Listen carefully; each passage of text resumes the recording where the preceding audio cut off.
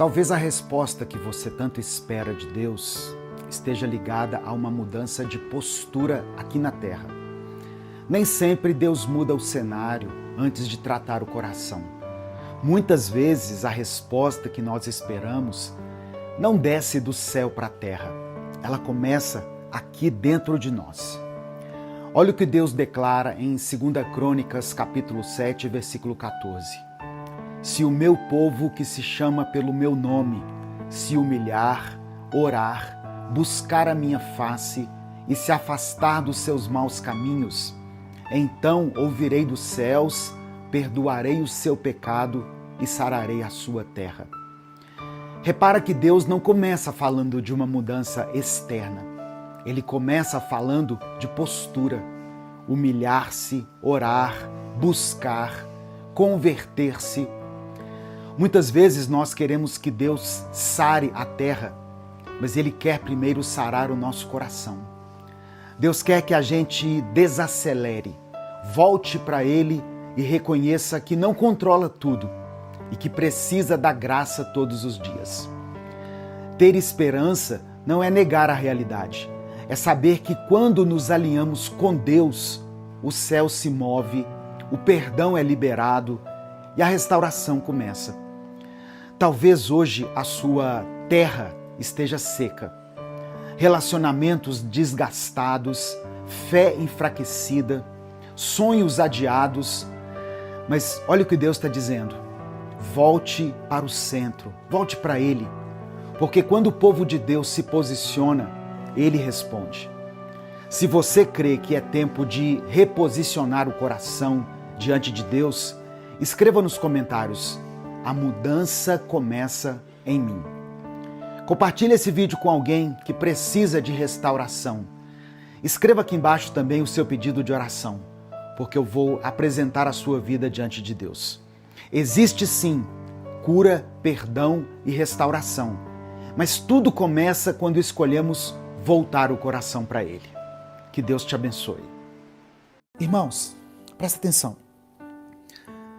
Jesus sabia que essa tentativa de acumular riquezas, ela estaria presente em todas as épocas.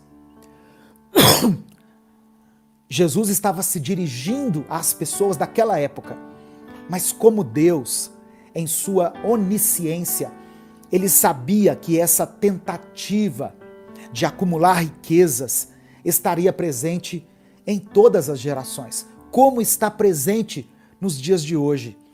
Por isso, ele nos alerta que os tesouros terrenos, e aqui os tesouros terrenos, não se refere somente a dinheiro, a ouro, a dólar, o que mais? Bitcoin. Não é somente dinheiro. Os tesouros terrenos, muitas vezes, são as coisas passageiras que nós apostamos nelas. Por exemplo, status, poder, fama, reconhecimento, um título. As pessoas se apegam a tudo isso, se esquecendo que essas coisas são transitórias, são frágeis. Porque essas coisas podem ser destruídas. E aqui Jesus fala no texto que a traça, a ferrugem, os ladrões podem levar esses tesouros. Então, acumular tesouros na terra é investir a nossa energia, o nosso tempo, a nossa disposição em coisas que são temporárias. É construir a nossa vida sobre uma base que não é sólida e que pode desmoronar a qualquer momento. Amém? A traça e a ferrugem, elas representam aquilo que corrói, aquilo que deteriora com o tempo. A traça, ela, por exemplo, ela destrói roupas. Eu tenho muitas roupas. Daqui a alguns anos as traças podem destruir as roupas. Isso naquela época era muito comum, hoje não é tão comum, né? Mas naquela época de Jesus, na antiguidade, as roupas eram uma evidência de riqueza, de status. A ferrugem, por sua vez, corrói metais valiosos, que também eram sinais de riqueza. Já os ladrões, usados aqui nessa figura de linguagem por Jesus, simbolizam a instabilidade do mundo material, onde aquilo que nós possuímos, de uma hora para outra, pode ser tomado de nós. O ladrão, ele não avisa quando vai roubar. Muitas vezes nós apostamos a nossa vida em um projeto, em um casamento, em uma carreira, e isso pode ser tomado de nós de uma hora para outra. Nós não temos controle sobre a nossa vida. Nós não temos controle sobre as circunstâncias. Jesus, ele nos faz lembrar que tudo aquilo que é material pode ser perdido. E se o nosso coração estiver nessas coisas, nós nos tornamos vulneráveis por causa dessa instabilidade da vida. Amém? Espírito Santo de Deus, que todas as pessoas que estiverem assistindo essa transmissão, por qualquer meio de comunicação, entendam isso. O Espírito Santo é aquele que nos ensina. O Espírito Santo é aquele que nos guia, nos orienta. É aquele que abre os nossos olhos, os nossos ouvidos, para que nós compreendamos as Escrituras. Então, que você e eu possamos nos render a Ele nesse momento. Se o Espírito Santo falou com você através dessa palavra, dê o like no vídeo, se inscreva no canal e ative as notificações. Quer assistir a mensagem completa? Clique aqui no link que está na descrição do vídeo. Que Deus abençoe a sua vida em nome de Jesus. Durante a nossa vida, durante a nossa trajetória aqui nesse mundo, nós teremos alegria. Nós teremos muitos motivos para nos alegrar. Teremos sim um tempo de dor, de sofrimento, de angústia, de perdas, né? Algumas pessoas que nós amamos, nós vamos nos despedir delas ao longo da vida. Mas nós não podemos deixar de considerar que Deus também nos proporcionou momentos de alegria aqui na Terra. Alegria.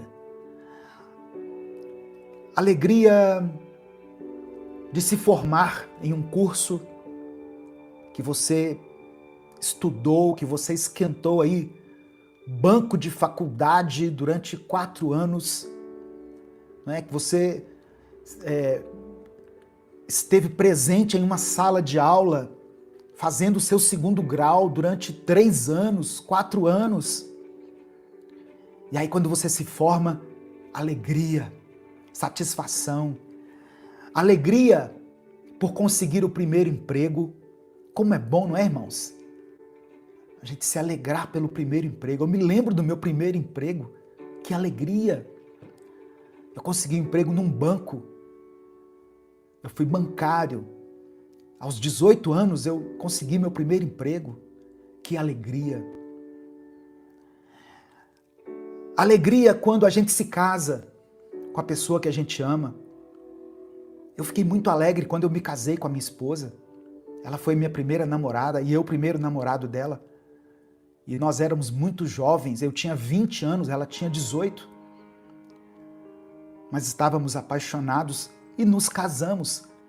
Que momento de alegria, que satisfação. Meu Deus, que sentimento assim de realização. E aí vem mais alegria. Alegria quando nasce o primeiro filho. A primeira filha, né? No meu caso, a Gabi, foi a primeira que nasceu.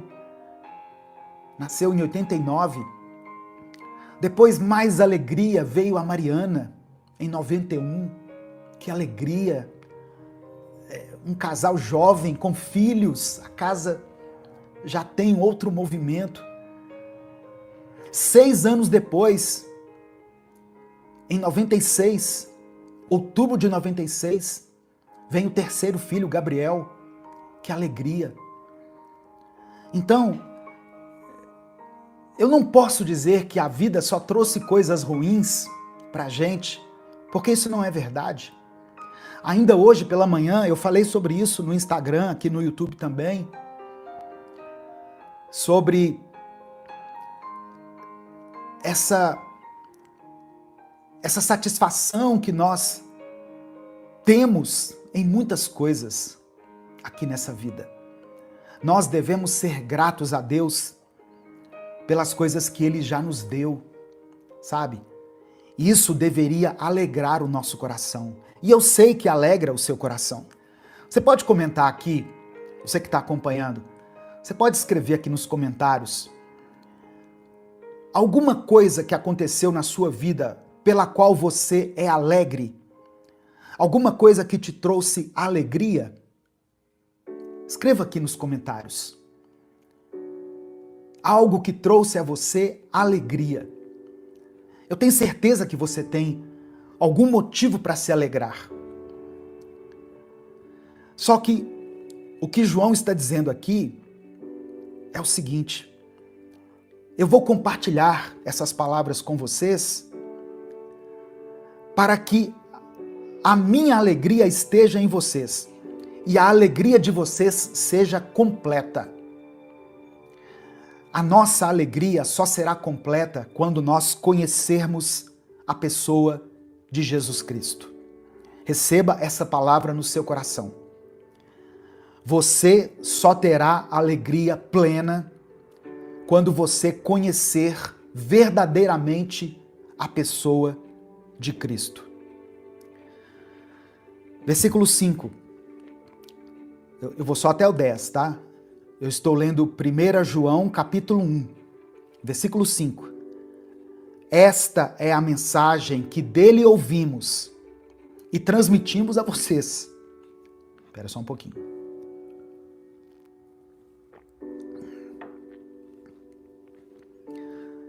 A garganta tem hora que dá uma falhada. Versículo 5. Esta é a mensagem que dele ouvimos e transmitimos a vocês. Deus é luz. Nele não há treva alguma. Aqui já tem uma outra história para contar.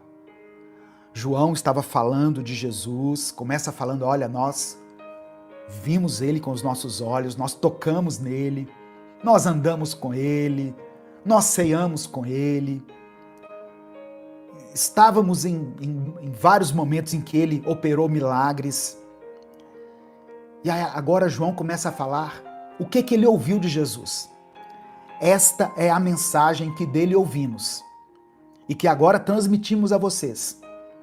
Deus é luz. Nele não há treva alguma. Quando o apóstolo João está dizendo que Deus é luz e nele não há treva, João está nos explicando que Deus não compactua com o pecado. Que Deus é santo, Deus é luz, e ele não compactua com as trevas. Algumas outras passagens, associadas a essa aqui, eu quero deixar para você. João capítulo 1, versículo 5, que diz: a luz brilha nas trevas, e as trevas não a derrotaram. Salmos 27, versículo 1. O Senhor é a minha luz e a minha salvação. De quem terei medo? O Senhor é o meu forte refúgio. A quem temerei? Então, Deus é luz e nele não há trevas. Essa passagem aqui, no versículo 5, é um chamado para que nós vivamos uma vida de santidade. Versículo 6. O versículo 6, ele complementa essa ideia. Olha só. Se afirmarmos que temos comunhão com Ele, mas andamos nas trevas, mentimos e não praticamos a verdade. Se nós dizemos que nós temos comunhão com Deus, com Jesus, mas andamos nas trevas, nós estamos, na verdade, mentindo. Nós não estamos praticando a verdade. Se você diz que é de Jesus, você deve se afastar do pecado. Pastor, quem vai me dizer o que é pecado e o que não é? Leia a Bíblia. Peça ao Espírito Santo para falar com você. Se você tiver dificuldade, acompanhe as mensagens aqui do Minuto com Deus. Todos os dias nós temos uma breve palavra aqui de interpretação das Escrituras, mas você pode também procurar ajuda próxima a você, com pessoas que sejam maduras na fé, pessoas que vão te mostrar passagens bíblicas, que vão ensinar você. Eu sei que existem milhares de igrejas espalhadas por esse Brasil afora, onde você pode aprender, você pode ser discipulado, você pode se batizar, porque nós temos que ter essa preocupação de andar na luz e não nas trevas. Deus não compactua com trevas, irmãos. Eu quero citar ainda João capítulo 3, do verso 19 ao 21, que diz assim, olha: este é o julgamento. A luz veio ao mundo, mas os homens amaram mais as trevas do que a luz, porque as suas obras eram más.